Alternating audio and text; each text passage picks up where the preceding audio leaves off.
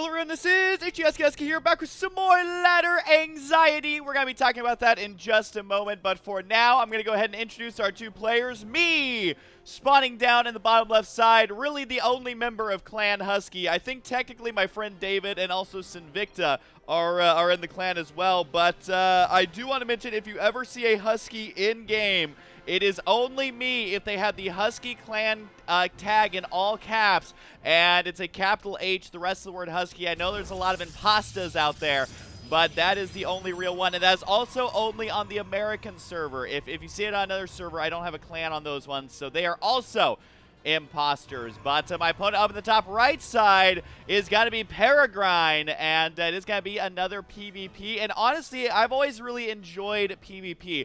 I wouldn't say that it is my strongest matchup. I wouldn't say that's a matchup that I fully understand. It's just a matchup that I kind of get what's going on throughout the match. I kind of understand what's going to be the most viable options at what times, what to kind of expect here and there, what the cheeses are, what unit composition I may probably want to be working towards. Whereas when I play versus Zerg, I feel like I'm playing in the dark with one hand.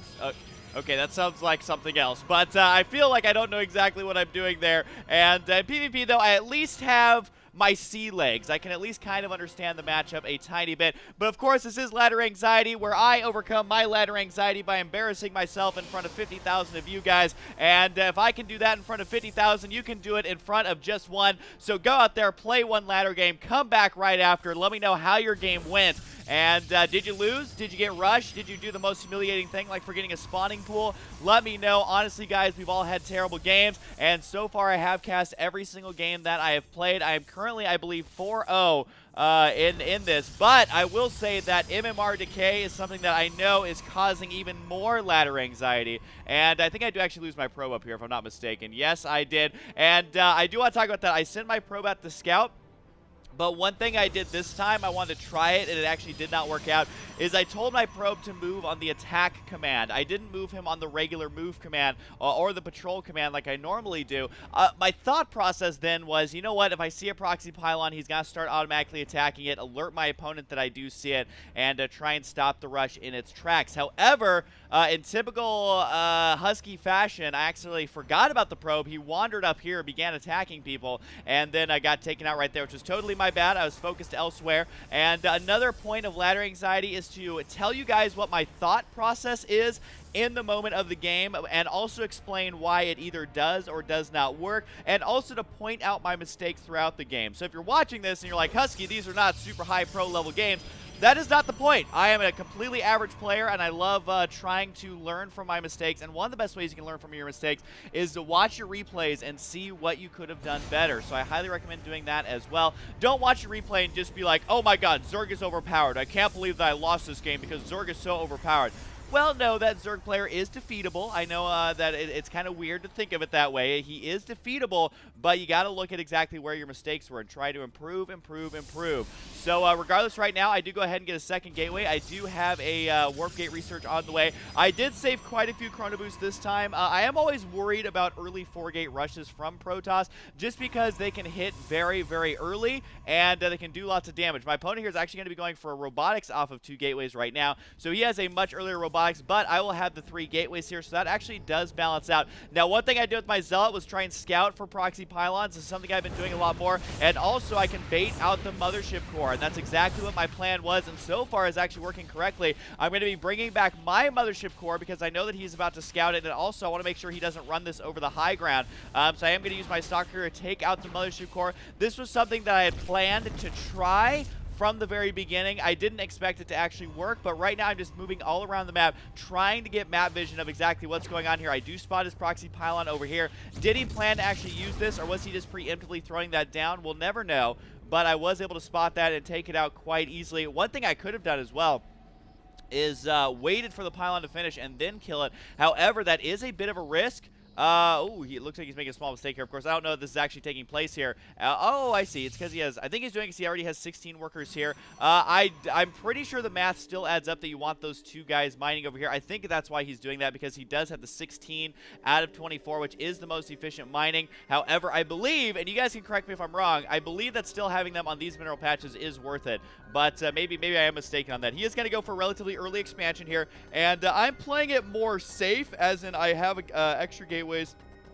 My scouting has actually not been great, because keep in mind that I did end up losing my scouting pro there, so I'm going to do a little bit of cheeky play there as I do kill off the Zealot. However, I'm going to actually make the same mistake. I should have mass recalled out of here as soon as I saw those 2 guys, but I'm like, you know what, I can just safely run over here. Unfortunately, didn't realize the map well enough, and I flew directly into 2 more stalkers, so he's going to kill off my mothership core. And again, I don't really have any scouting going on here. I've seen kind of the outskirts of his base, but I have not seen the robo. I have not seen the expansion, so really I haven't seen anything worth my time. I mean, I saw a gateway and a cybernetic core and a assimilator, which everyone knows about.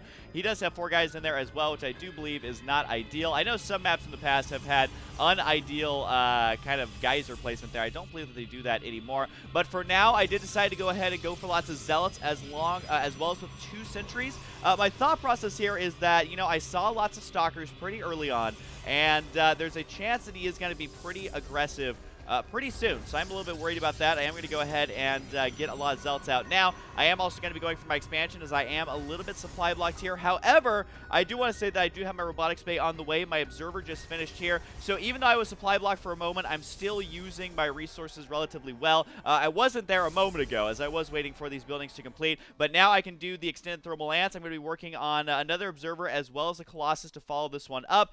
The reason I'm going for 2 observers is because I did not get any scouting in originally throughout this game. I mean, I haven't scouted anything. It's almost 10 minutes in the game. I'm getting a little bit worried here, and this is actually a big mistake on my part. I really should have scouted earlier. Now, I tend to play Protoss out what I consider very safe, so I'm not trying to scout with my army. I'm not trying to scout with anything really other than something that I feel is safe, which is going to be an observer. Now, I want to talk about what he's doing here a little bit. The early expansion is a big risk, but I don't necessarily like, as Protoss, getting cannons if you don't absolutely need them, which I'm trying to remember if he throws another one down in this expansion or not. My observer right here does spot this army. However, I do actually manage to save it, which is very rare versus a Protoss army that has detection. However, what does that scouting tell me? Well, he has an observer in that army, which means he has a robo. I also saw the Immortals, so I know he's not getting Colossus right away. I know that he's not going to have a Twilight Council, and I am going to be able to scout through here quite a lot, and I think I get taken out by this cannon. I'm trying to remember what happened to this observer. Yeah, he definitely gets taken out over here. Too low on HP to really begin saving that, as I wasn't paying super close attention, and down it goes. And honestly, in StarCraft 2, when you're at my level or below, there's only so many things that you can do. It's like having an old computer. You can only do so many multitasking things at once. And for me, losing the observer is a lot less important than not keeping track of where this army's at, not macroing, and falling behind in that regard. If you can see, I am actually ahead in supply. I'm not supply blocked right now. I do actually get supply blocked again here pretty soon, which is really my fault just for not staying on top of that. But really, losing an observer, I mean, really microing that observer so he stays alive, to me, is not the best thing to improve right away. Obviously, if I want to become a pro gamer, I need to learn how to do that, but I still think that the macro and the decision making is what's most important, and micro is kind of secondary. I feel like you should really begin practicing micro kind of in Diamond League, which I know is kind of silly to say, but really your builds and your macro will carry you to Diamond League. I don't know how the new system works, but it did before carry you to Diamond League, maybe Platinum League right now. But if you are not in that kind of area, definitely focus on the macro and the decision making as opposed to cheeky micro, which I do a little bit too much still. But either way, the macro on my end is looking pretty good. I'm at 92 supply. Now, I finally remember, you know what? I have 2 sentries. At this point in the game, he probably could be going for Colossus, so Force Field's probably not going to be ideal. I am going to go ahead and scout around with Hallucinated Phoenix, and this is something that, again, I've had very little scouting this game, but I'm actually going to be passing him in the time scouted after using these Phoenix right here. So one thing I do see in his base is the forge with a second forge. Now this in my brain is actually going to cue me to be aggressive. Why is that going to cue me to be aggressive? Because I see a robotics bay, I see a Twilight Council, those are both heavily delayed. I also see a second robotics, but most importantly, seeing those upgrades tells me that my army is going to be much more powerful for the next couple of minutes. Why? Well, number one, because it is 56 to 45, but also upgrades in PvP I would say are the least important upgrades out of any matchup. I don't know if Day 9 or Artosis would agree with me, but when I am playing, that is the way I think about it. Upgrades, of course, in this game are great. You should always get upgrades if you can, but I feel like in PvP, the units have so much HP, they're already doing so much damage anyway, that upgrades really are negligible. So when I saw that he was getting double upgrades, that is 300 minerals on the forges. I saw over, 450 minerals on cannons, and the fact that he spent the money on the upgrades are not really going to benefit him yet. Also, he does have a lot of immortals, which I do kind of worry about here in just a little bit, and he is a little bit low on money. However, now is going to be the perfect time to strike, so I do go ahead and decide to move on out, and I do intentionally kill off those observers just so that mine will stay alive, but he is forced to engage right here, really nowhere to run, and the force field right going down there, and that just goes back to the 2 sentries I had before. More reinforcements going to be streaming up here. Now, keep in mind, in the midst of this, I'm going to try and be macroing at the exact same time. He does get a flank attack with the Stalkers, but again, the upgrades don't really do anything at this stage of the game, and the Zealots, I gotta say, Mass Zealot is so good versus everything except for Colossus. I would say it's even good versus Void Race because you can just do lots of counterattacks. I do force a cancel on that expansion, but I mean, overall, the damage has already been done. 4,700 resources lost. I've only lost 900, and the reason I did switch to Archons is because I didn't know if he was going to have a counter for my Colossus or not, which, in all honesty, Colossus can be countered a little bit easier now, just with Immortals, and also there's going to be the GG coming out, but Immortals obviously counter them if microed correctly, and also Void Rays so much better than they used to be back in the day. But I am going to continue to reinforce right here.